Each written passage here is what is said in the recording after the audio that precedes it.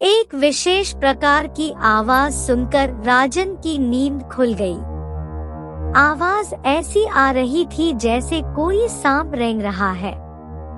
उसने धीरे से अपनी आंखें खोली मगर उसे कुछ दिखाई नहीं दिया। उसे लगा कि उसने डर के मारे आंखें खोली ही नहीं थी। उसने अपनी दोनों हथेलियों से अपनी दोनों आंखें मसली फिर खोली। अभी भी कुछ दिखाई नहीं दिया। राजन सोच में पड़ गया कि आखिर माजरा क्या है। राजन के दिमाग में अचानक कौंधा कि वह शायद बिजली बंद करके सोया था, पर उसे याद आया कि वह तो बिजली जली छोड़कर बिसार लेटा था और हनुमान चालीसा का पाठ कर रहा था कि अचानक उसकी आंख लग गई। लेकिन पूरे मकान में ये अंधेरा क्यों है? शायद लाइट चली गई होगी। राजन के मस्तिष्क में एक क्षण को यह बात आई, लेकिन अगले ही पल उसने गर्दन घुमाकर बाहर की ओर देखा तो पता चला कि रोड लाइट जल रही थी। ये क्या माजरा है? राजन को कुछ समझ नहीं आ रहा था। जब दिमाग में भय समाया हुआ हो तो फिर वहाँ बुद्धि और ज्ञान नहीं रहते हैं। दोनों में 36 का आंकड़ा है। राजन ने सोचा कि वह उठकर लाइट जला दे। क्या पता बंद करके सोया हो। लेकिन उठना कोई कम जोखिम का काम था क्या? पर उठना तो पड़ेगा। अंधेरे में तो हालत पतली हो जाएगी। वह बजरंग बाण जपता जपता पलंग से खड़ा हुआ और अपनी पूरी आंखें खोलकर चारों तरफ देखकर वह एक दिशा की ओर बढ़ा। चूंकि मकान नया था इसलिए उसे यह पता नहीं था कि कौन सी दीवार पर स्विच बोर्ड लगा हुआ है। वह टटोलते टटोलते आगे बढ़ने लगा। सामने दीवार थी, उससे टकरा गया। साली, इस दीवार को भी यही होना था। पता नहीं किस आर्किटेक्ट ने मकान बनाया है जो कमरे के बीचों बीच ये दीवार खड़ी कर दी है, और मालिक ने भी नहीं देखा इसे। वह दीवार के सहारे सहारे टटोल टटोल कर चलने लगा। आखिर वह स्विच बोर्ड तक पहुंच ही गया। स्विच बोर्ड को टटोल कर देखा तो पता चला कि स्विच तो ऑन ही था। राजन को थोड़ा सा आश्चर्य हुआ, मगर उसे याद आया कि शायद कोई एमसीबी गिर गई हो। वह टटोलते टटोलते मेन स्विच के पास पहुंचा। तब तक उसकी आंखें अंधेरे में देखने की अभ्यस्त हो चुकी थी। उसने सारी एमसीबी देख ली मगर कोई भी एमसीबी गिरी हुई नहीं थी। मतलब सब एमसीबी का चरित्र उज्जवल था। वैसे भी गिरे हुए तो छिछोरे ही होते हैं। वह वापस पलंग पर आकर बैठ गया। अब उसका दिमाग काम करने लगा। उसने लाइट ऑन कर रखी थी मगर लाइट बंद कैसे हुई? सबकी लाइट आ रही है लेकिन उसके घर की लाइट बंद है। एमसीबी भी उठी हुई है। फिर माजरा क्या है? यह लाख टके का सवाल था। वह कुछ और सोचता उससे पहले ही उसे सैकड़ों बिल्लियों के गुर्राने की सी आवाजें आने लगी। वह एकदम से डर गया और अपने दोनों हाथ अपने कानों पर कसकर रख दिए, मगर आवाजें तो पिघले हुए लावा की तरह उसके कानों में घुसी जा रही थी।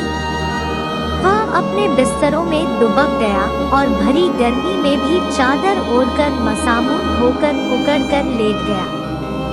घुटने छाती में घुसा लिए, कान कसकर बंद कर लिए और मन ही मन हनुमान चालीसा का अखंड पाठ करने लगा।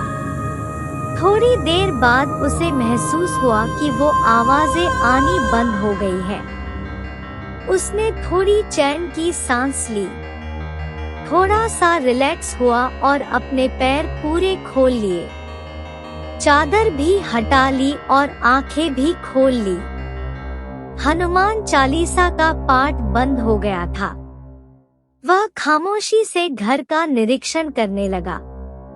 लेटे लेटे ही उसकी आंखें चारों ओर घूमने लगी। ऊपर छत पर एक छिपकली घूम रही थी जो घात लगाकर कीड़ों को खा रही थी। उसे वह छिपकली भूत की तरह लगी जो उस पर घात लगाए बैठी हो।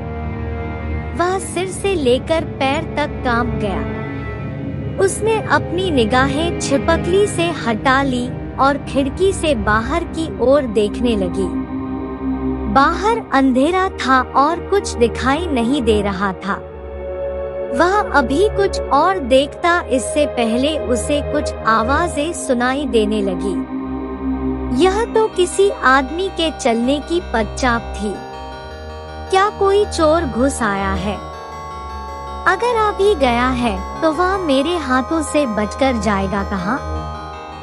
राजन यह सोच ही रहा था कि उसे लगा वे पदचाप उसके एकदम पास आ गई है। उसने चौंक कर इधर उधर देखा मगर उसे कोई नजर नहीं आया। उसे बड़ा ताज्जुब हुआ कि किसी की पदचाप तो सुनाई दे रही है मगर दिखाई कुछ भी नहीं दे रहा है। उसे विश्वास हो गया था कि यह भूत ही है जो उसके कमरे में चहलकदमी कर रहा है मगर दिखाई नहीं दे रहा है।